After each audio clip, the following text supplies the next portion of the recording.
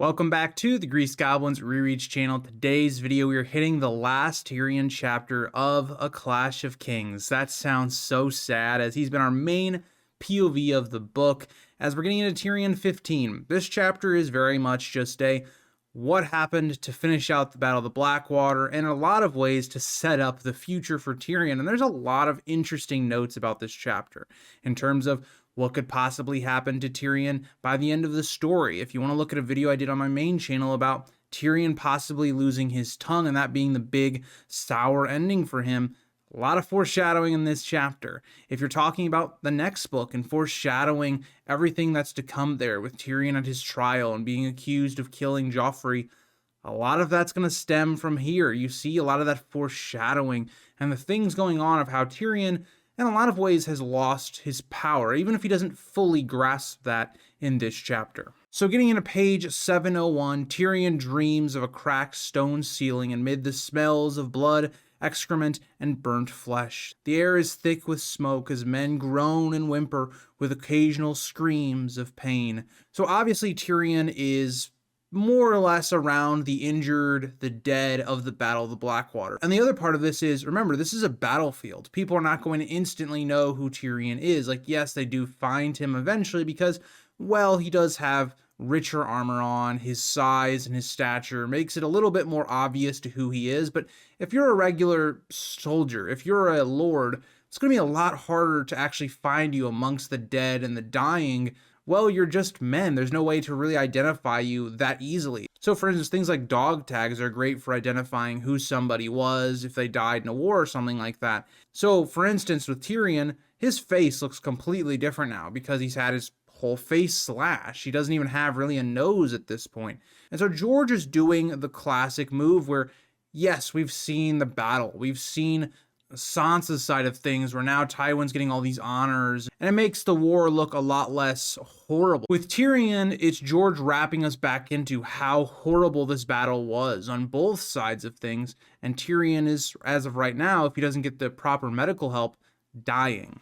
When Tyrion tries to move, he realizes he has soiled his bedding. The smoke makes his eyes water, and he wonders if he is crying. He resolves not to let his father see weakness, reminding himself he is a Lannister, a lion meant to live and die as one. Even though Tyrion doesn't know Tywin is at King's Landing, it still lingers in the back of his mind, the expectations that he has to live up to, that he cannot show weakness, because that's something Tywin would never appreciate. And it's so interesting because George paints this up for us right away. We know in the whole next chapter, the rivalry and the explosion of that relationship between Tyrion and Tywin will be at the forefront of A Storm of Swords. And so it's just starting that up. It's bringing in that foreshadowing subtly while also showing how Tyrion lives. He's constantly thinking about how his father would view him. In great pain and too weak to groan, he lies in his filth with his eyes closed. Someone nearby curses the gods in a heavy, monotone voice. Tyrion wonders if he is dying as the room gradually fades. Tyrion would imagine that he's dying. At this point, it seems like he's with a lot of the other dead and dying, so why not him? And something he thinks about quite a lot in these opening pages is Tyrion believes that he condemned these men to die because of the war and because of the actions that he took. Men have severe burns that probably will kill them. The war that happened largely came down to Tyrion's planning. He feels tremendous guilt for the horrors that he's seeing at this moment. He finds himself outside the city in a colorless world. Ravens and crows circle and feast as maggots burrow through decaying corpses. Wolves and silent sisters strip flesh from the fallen across the tourney grounds, as Tyrion is seeing kind of unimaginable things of people basically picking the dead, whether that be animals, whether it be the Silent Sisters, taking them of their valuables, anything that can identify them. It's a horrible scene when you're looking at these men that fought and died for you, or you fought against and maybe even killed. That's what Tyrion is experiencing here. The horrors of a lot of these being young men dying in this war. The sun shines over a gray river flowing around the charred remains of sunken ships. Pyres send up columns of smoke and ash, and Tyrion thinks of the destruction as his own doing, believing the dead fell at his command. And even though Tyrion takes a certain pride in his beautiful tacticianing of the battle and how it allowed them to buy so much time, and as we'll find out, that was the key to victory. It allowed Tywin and the Tyrells to get there in time. He at the same time is seeing what that has caused and the lives that have been impacted because of those choices. After initial silence, he begins to hear the soft, terrible voices of the dead. As we get into page 702, the voices of the dead weep, beg for relief from pain, and cry for their mothers. It's a horrible sight as Tyrion is seeing a lot of these people trying to pray for anyone so that they won't die. One of the biggest fears is fear of the unknown. What comes after death, if anything? And some of them would rather have their suffering come to an end, begging for mercy. And this gets Tyrion reflecting about his own mother, that he never knew, and he longs for Shae, but she is also absent. He then walks alone among gray shadows, trying to remember. Silent sisters strip the dead of armor and clothing, now faded to shades of white and gray as their blood blackened. As of right now, Tyrion seems to be on death's door as he continues to try and fight for his life.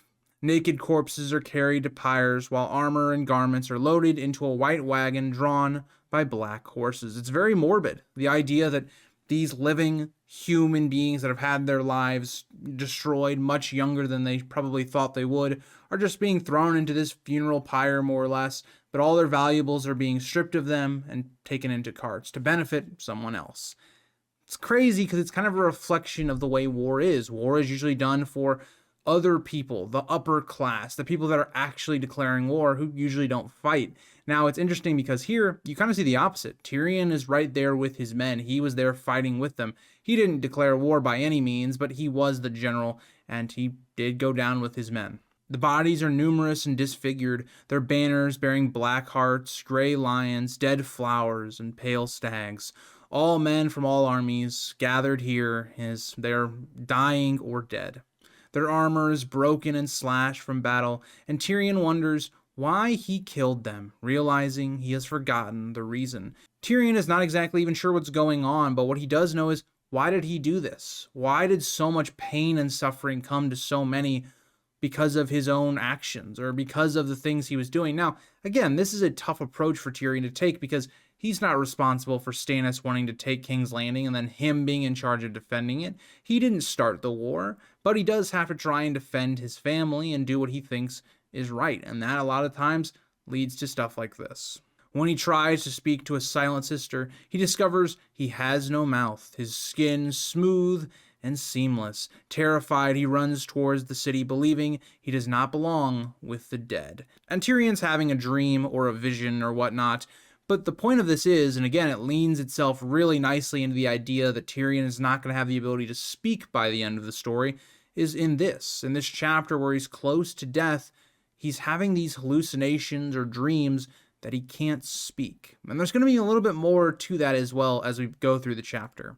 Though alive and a lion, he finds the city gates shut against him as he wakes in darkness, gradually recognizing his own bedchamber. Now we know he's not actually in his own bedchamber, but he is not really in the condition to kind of realize that at this point.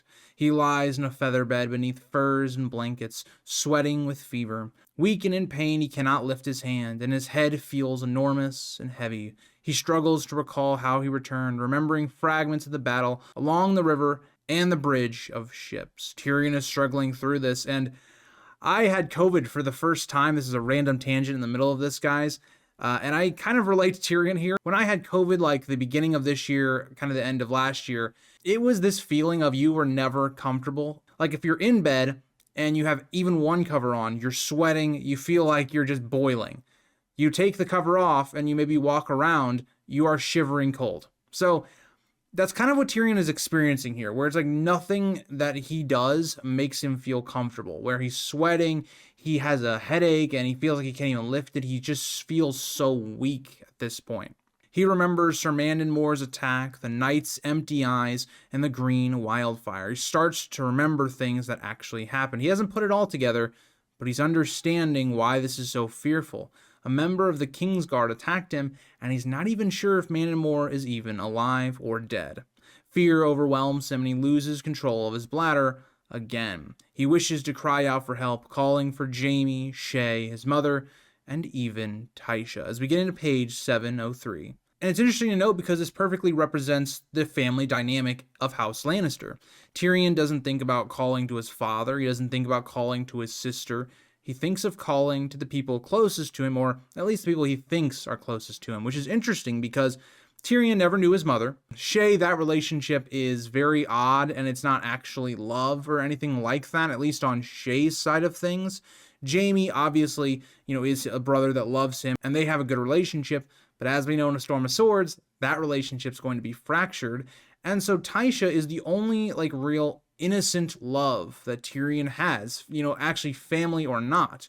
And the fact that he believes out of all of these that she is the lie is very ironic. It goes to build what the story will uncover in the next book. As we get into page 703, no one responds to Tyrion's calls. He falls back asleep in darkness, completely alone. He dreams Cersei stands over his bed with Tywin beside her, though Tywin is far away fighting Robb Stark. Varys visits and sighs, and Littlefinger makes a quip which Tyrion resents, recalling he was sent to Bitterbridge and did not return. Tyrion hears the indistinct conversations, their words buzzing in his ears. Tyrion's not even sure if this is real or not, especially with Tywin being here. How is that even possible? Tywin was in the Riverlands fighting Robb Stark. How did he make it all the way back to King's Landing? So Tyrion is not really thinking this is real. But we do know that this is the case, that people are coming to visit Tyrion to see his condition. And people like Littlefinger are going to be fairly happy about this, given that Tyrion played him earlier, and Littlefinger has gotten everything that he wanted. He is now a lord and properly can set up his moves in the future. And another thing that we need to talk about here is, why is Tyrion in such a bad health condition so detrimental to really his position in the next book? And it's kind of foreshadowed here. Tyrion sees Cersei with Tywin because Cersei is starting to kind of craft the narrative, kind of tell what was going on this whole book, and not allowing that to be in Tyrion's hands. If Tyrion had still been in power and had still been okay enough to where he could converse with his father, we might have had a whole different book, but that's just not the case. Cersei is able to whisper in Tywin's ear and kind of control the narrative before Tyrion's even able to tell his side of things. Tyrion wonders whether they won the battle, but reasons that if he lives, they must have. He takes comfort in the return of his wits, believing they are all he has. And that's the interesting part. So when I made that video about Tyrion and his end possibly being he loses his tongue, someone in the comments brought up, well, it's not necessarily his tongue, it's his wits that are his biggest strength. And that is completely true. And I think what's interesting is when he has those wits, how is he going to be able to use them when he doesn't have his tongue, if that is the case? I thought that was a nice little note to throw in there as well. Upon waking again, he sees Podrick Payne with a candle. Podrick runs off when Tyrion opens his eyes, but Tyrion tries to call out, but can only moan, believing he has no mouth again. So we have another reference to the idea that Tyrion feels like he can't speak. Now, also, to add to this, Tyrion has a wrapping on his face as well that's kind of preventing him from speaking as well. So there's also that as well. It's not just the idea that there's a lot of on-the-nose foreshadowing to him losing his tongue, but also the idea that he, has bandages on as well. He discovers the lower half of his face is tightly bandaged in linen and hardened plaster, with holes for breathing and feeding. Podrick returns with a maester who instructs Tyrion to remain still due to his grievous injuries. Tyrion nods when asked if he is thirsty. The maester feeds him through a copper funnel inserted into the mouth opening in the bandages. Tyrion realizes too late that he has been given milk of the poppy and drifts back to sleep. And this is where a lot of the maester stuff gets very interesting, because yes, Maester Balabar is doing what Cersei wants, trying to keep Tyrion asleep, buying her time to control the narrative and to take control of King's Landing while Tyrion is kind of under, right? But at the same time, Tyrion does need to rest a lot. Tyrion needs to recover, but Tyrion, because of the situation he's in, he feels like Cersei is trying to kill him in terms of what just happened on the Battle of Blackwater. Mandon Moore trying to kill Tyrion. Tyrion is afraid to be asleep because somebody may kill him, may assassinate him in his sleep. And also the idea that Tyrion doesn't want to feel helpless. He wants to try and control the narrative of the Battle of the Blackwater from his side of things with Cersei. And so him going under is detrimental like this. And I don't think this is the best care, because I think Tyrion at the same time does not need to be put to sleep at all times of all hours of the day.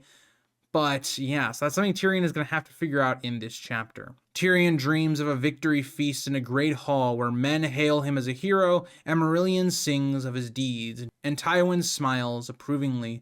Jaime knights him with a golden sword. Shae embraces him, calling him her giant of Lannister. And we all know that this dream is meant to show what Tyrion wants. Tyrion would love to be loved by his father, or get the approval of his father, to be knighted by Jaime, to feel like an equal, to have a singer singing of the great deeds, and to have Shae, a woman who actually loves him.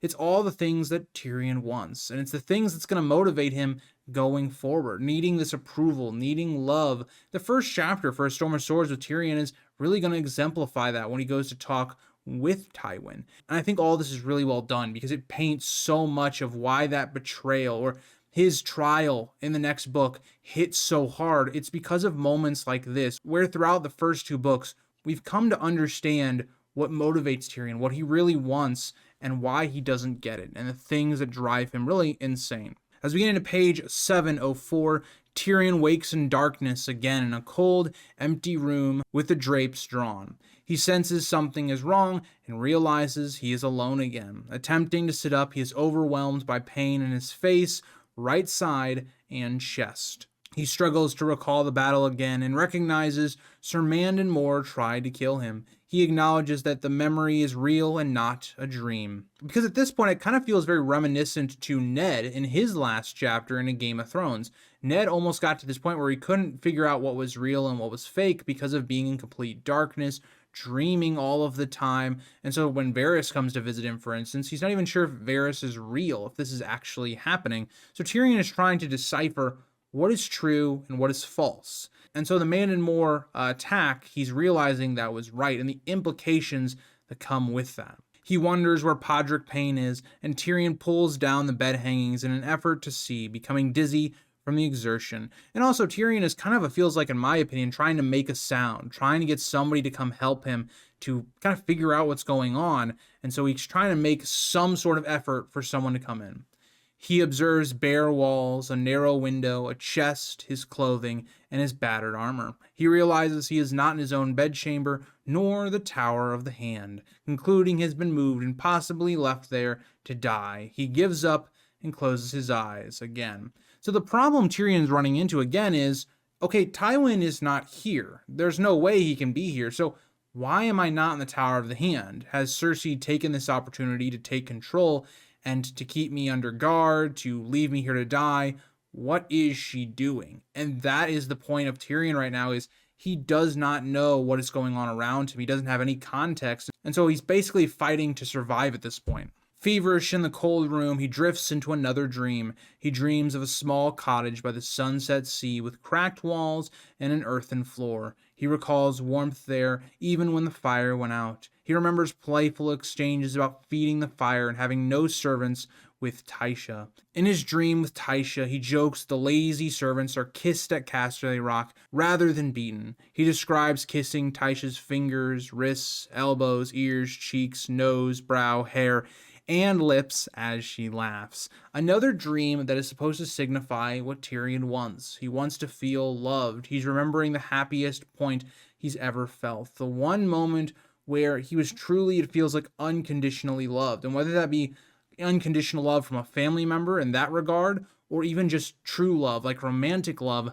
this is the only time he's really felt that. And that's not to say that him and Jaime don't have a certain love, but that's all predicated on a lie. You know, the idea that Jaime lied to Tyrion about Tysha. Now, the Tysha thing you can also say is predicated on a lie, because Tyrion reflects on that with the wrong context of events. He now believes that Tysha never loved him, that all of that was a lie when it wasn't. And so that right there is why when we get to the reveal of Jaime saying that he lied, it's so powerful, because you realize that the way Tyrion has been motivated his entire life, the negativity he has, the idea of how he kind of is buying Shae's love, all stems from Tysha. And so that's the powerful moments of this chapter, of setting things up to come in A Storm of Swords. It's why I love A Clash of Kings so much, because all this feels natural. This is all stuff that makes sense. Tyrion is heavily injured. He's in a dream state. but he has all these dreams that have relatively big meanings for Tyrion as a person, as a character, and his story going forward. As we get into page 705, Tyrion dreams of lying for hours with Tysha in a cottage by the sea, listening to waves and touching each other. She tells him she loves him, his lips, voice, gentleness, face, hands, and body. And she says she delights in saying his name alongside her. Now let's also remember, Tyrion and Tysha were quite young at this point, and so a lot of this love, the way George writes it, is it kind of feels like, you know, your first like crush or something, or your first girlfriend or something, like in grade school or something like that. It kind of feels like that. It feels like this young, innocent type of love in the story. The dream then turns bitter as he remembers she was revealed to be a prostitute arranged by Jaime. He thinks of her as my lady of the lie, believing her love was feigned for gold. Her face fades, but he continues to hear the voice calling his name. There's a lot here that's so awesome. Is firstly, again, the foreshadowing of Jaime and what will come in A Storm of Swords, but also the idea that as her face fades, he still hears her voice. It's a reflection that Tysha is still a part of Tyrion. No matter what has happened, everything that Tyrion does, there's still that connection to Tysha, that feeling of wanting the love that he once thought he had with Tysha. Through poppy-induced haze, he sees a round-faced maester leaning over him in the dank room. The maester offers more milk of the poppy and urges him to rest. But Tyrion grabs the maester's chain of office and pulls, choking him and spilling the poppy milk. There's a lot more foreshadowing here. If you think about how Shae is going to die, very similar to this. And especially when it comes after a Tysha dream where Tyrion just remembers that it's a lie and that Jaime told him all this stuff. There's so much on-the-nose foreshadowing to what is going to happen in the future with Tyrion's storyline. But Tyrion has finally gotten the strength to try and fight back, to try and figure out what's happening, and to try and, well, get up and not just be drowned in dreams. He demands no more, his voice hoarse and barely audible. The maester struggles, pleading with him as the chain bites into his neck. Tyrion releases him before he suffocates, leaving marks on his throat. Tyrion gestures repeatedly at the hardened facial bandages, indicating he wants them removed. The maester hesitates, saying it would be unwise in mentioning the queen, but at the mention of Cersei, Tyrion growls and threatens the maester with a clenched fist, demanding compliance. Tyrion doesn't care at this point. Tyrion wants to know how bad his injury is, and he wants to get back to being functional. He's been out for a while now, and he doesn't want to be drowned in milk of the poppy to eventually be killed off by what he believes is his sister. As we get into page 706. The maester reluctantly agrees to remove Tyrion's facial bandages, despite warning it is unwise. He returns with a sawtooth knife, water, cloths, and flasks. Tyrion braces himself as the maester cuts beneath the hardened mask, aware of the danger if the blade slips. Tyrion thinks, if Cersei wanted him dead, this is a perfect time. You can blame it on an accident of trying to get the mask off, and then something just happened and Tyrion dies. Something along those lines. Or the maesters could cover it up and say he passed naturally, more or less. The bandages are removed, exposing the wound to cool air and pain as the maester washes the wound with warm water and then with herbal wine, causing intense, burning pain. Tyrion endures the pain without screaming as the maester explains Tyrion was found in a cellar among the dead and dying with filthy wounds. They'd almost taken him for dead. He had a broken rib, likely from a mace blow or fall. He also took an arrow in the upper arm, which showed signs of infection, but was treated with boiling wine and maggots, and is now healing, alongside of with the face slash, which was by far the most brutal, as he lost 3/4 of his nose, as we'll find out here in a second. Tyrion demands the maester's name, which at first the maester takes as Tyrion not understanding his own name, but Tyrion clarifies, saying he wants the maester's name. The maester identifies himself as Maester Balabar. Tyrion asks for a looking glass, and Balabar hesitates, saying it may be unwise given the wound. Tyrion insists and asks for wine, specifically no milk of the poppy. Tyrion does not want to go back into these dream-induced sleeps and be irrelevant and not being able to act. He needs to face the truth, something Tyrion talked about in the book 1. It's very difficult to face hard truths, and Tyrion is not going to shirk away from what this injury has caused. As we get into page 707, Maester Balabar returns with pale amber wine and a small silvered looking glass in a golden frame. He helps Tyrion drink 2 cups of wine before handing him the mirror. Tyrion is kind of horrified by what he sees. Tyrion sees a long, crooked gash running from beneath his left eye to the right side of his jaw. That is a crazy injury to think about. That spans, like, think about this. It goes from here, past your nose, taking most of your nose out, all the way down to, like, here. That is crazy to think about. Half his face has been cut. If he had not moved back, Tyrion would be a dead man. Tyrion notes that 3/4 of his nose is gone, along with part of his lip. The wound has been sewn with catgut stitches across raw, half-healed flesh. He throws the mirror aside, reacting bitterly, because now it plays into Tyrion's insecurities even more. George has kind of heightened the impact of the Battle of the Blackwater. Tyrion might have won the battle, but it has caused a dire injury. Now Tyrion, who is already not very handsome, looks even worse. He looks almost monstrous because of this injury. And so everything that Tyrion's been thinking beforehand, like he can never find true love or anything like that, it's going to be even more exemplified in his face now because of his own insecurities. And of course you'd have this insecurity if you just got half your face sliced off and you looked the way Tyrion did. You'd have those insecurities just naturally.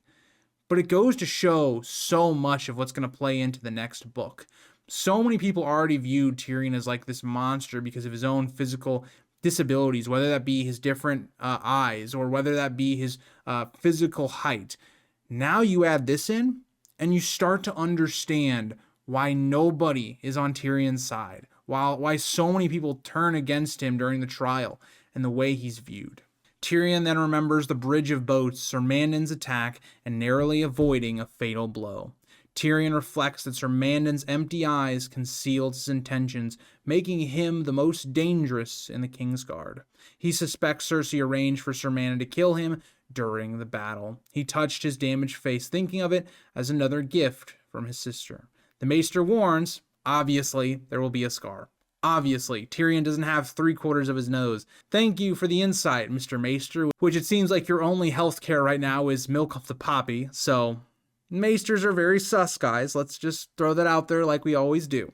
Tyrion acknowledges the certainty of scarring and the loss of his nose. He asks where he is. The Maester explains he is in Maegor's Holdfast in a chamber above the Queen's ballroom, kept close at the Queen's request. This is another damning thing for Tyrion because now he's realizing, yeah, Cersei has basically kept me a prisoner. Yes, she's maybe healing me, albeit very slowly, but she's also got me very close to her. And when you're Tyrion and you're suspecting that Mandon Moore was hired to kill you, that's a very frightening discovery. Now, again, with the context of it, we know it was Joffrey that did it, not Cersei.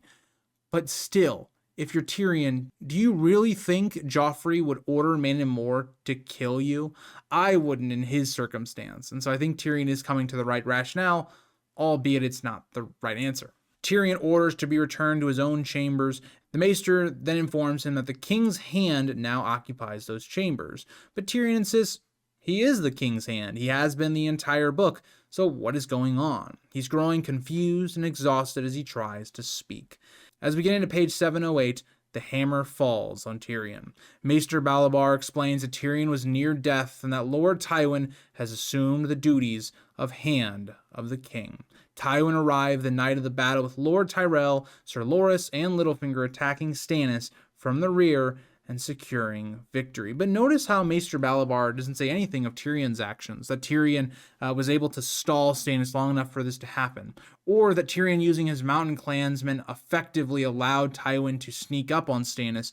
None of that is reflected on Tyrion. This victory is not Tyrion's, it's Tywin's. And that right there is the motivational factor that's going to play into the next book. But for Tyrion, you're also realizing you've lost all your power. Now that you're not the King's Hand, you really do not have any power that you used to have before. And so if you're Tyrion, this is a hopeless situation. Cersei basically has you as a prisoner and wants you dead, you believe. You've lost your position, and now it's only going to get worse as Tyrion realizes in A Storm of Swords. Tyrion reacts hollowly to the news, repeating, "Gods be praised." Unsure whom he can trust, he asks for his squire, Podrick Payne. Of everyone that Tyrion had at his disposal in this book, the one person he trusts is Podrick Payne, because Podrick saved his life. He can't necessarily trust Bronn, he's a sellsword. And some of these other people that he might trust, like Varys, can't really trust them all that much either, especially with Tywin being in town. Balabar agrees and leaves to fetch him. Tyrion reflects that Cersei would prefer him to remain asleep indefinitely, and he's totally right. If Tyrion is asleep, Cersei can spread all of her lies, she can twist the narrative completely against Tyrion, stripping him of any of the deeds he's done in this chapter, keeping the city together and long enough for Tywin to get here. Podrick enters nervously, explaining he had been sent away by the Maester. Tyrion instructs Podrick to send Balabar away instead and fetch him dream wine from Maester Franken, not milk of the poppy. He orders Podrick to watch Franken prepare it and bring it directly to him. Tyrion is a man after my own heart, as the Maesters are very suspicious. Even Franken, the one that Tyrion trusts more, he wants Podrick to watch him make the whole thing. It just shows the Maesters, if they have their own narratives, their own things they want to do, they can influence politics, society, all that kind of stuff. Tyrion asks about Bronn and learns he has been knighted. He commands Podrick to find and bring Bronn to him, and Tyrion asks about Sir Mandon more. Podrick reveals that Sir Mandon is dead, having drowned. Tyrion confirms this and orders Podrick to say nothing about Sir Mandon or the events on the bridge. Tyrion does not want his enemies to know that he has survived Mandon Moor and knows that he was sent after him to kill him. That is what Tyrion wants to keep hidden, because if he can have that information, he now knows his enemies want him dead. The problem is, Cersei is not the one that wanted Tyrion dead, it was Joffrey, and it's going to take a while in A Storm of Swords for Tyrion to kind of figure this all out, to kind of piece it together. Exhausted, Tyrion lies back down, wondering bitterly how Tysha would see him now with his disfigured face. And that is how we end Tyrion in A Clash of Kings. As Tyrion kind of begins maybe his greatest stretch of chapters. I mean, his first chapter from A Clash of Kings up until his last chapter of A Storm of Swords is probably the greatest string of chapters in all of A Song of Ice and Fire. I mean, you could possibly go with Catelyn from Catelyn to A Clash of Kings all the way until the Red Wedding. You could say that as well. But man, we got to take in a big appreciation for Tyrion in this book. He kind of took over the role from Ned of being the dominant POV of the book, and every one of his chapters was good. Tyrion does not have a bad chapter in A Clash of Kings, or like even a mid chapter. Like, he has chapters that I don't think are like top 20 or top 30, but they're still very entertaining reads because of how interestingly layered George has made Tyrion. Even this last chapter, if you gave this last chapter to any number of other POVs, it would not be as nearly as interesting. But because George gave it to Tyrion, it's so interesting based upon what Tyrion is struggling with. The power dynamics in King's Landing shifting. It builds into Storm of Swords so well. It's why I love Clash so much. And this last chapter is just beautifully written on both the idea of Tysha and what he believes her to be, and what he believes that love to not really be. Even in his last moment of this book, is Tyrion thinking about Shae? No, he's thinking about Tysha, his lost love, the love that he believes is a lie. He thinks of her, not of Shae. This is a very interesting moment because in the show, again, Tysha is basically completely removed. But in the show, Shae comes to see Tyrion and accepts his face and all this stuff. It's interesting that in the book, it's very different. You know, Tyrion thinks of Shae a couple times in this chapter, but he thinks a lot more of Tysha. He thinks about that love. So that is the end of Tyrion 15, A Clash of Kings, and his storyline. And I like to give a nice little review for each of the POVs as we finish them.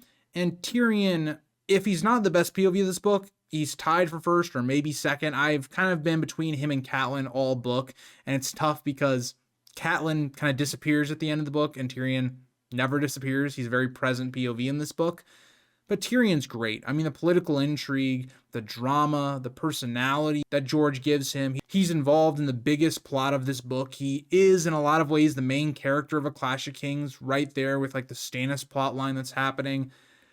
Just fantastic. And he is kind of what makes A Clash of Kings my favorite book, or at least is one of the big reasons. So that is Tyrion, and we're going to be heading into our last 2 chapters of the book. I mean, it just gets depressing every time I do an outro for this series because I don't want this book to end. I don't want A Clash of Kings to be over. And like, yeah, it's an accomplishment to say we're now 2 books through the reread and to say, oh, I've done a reread of breaking down every single chapter, every page of a book.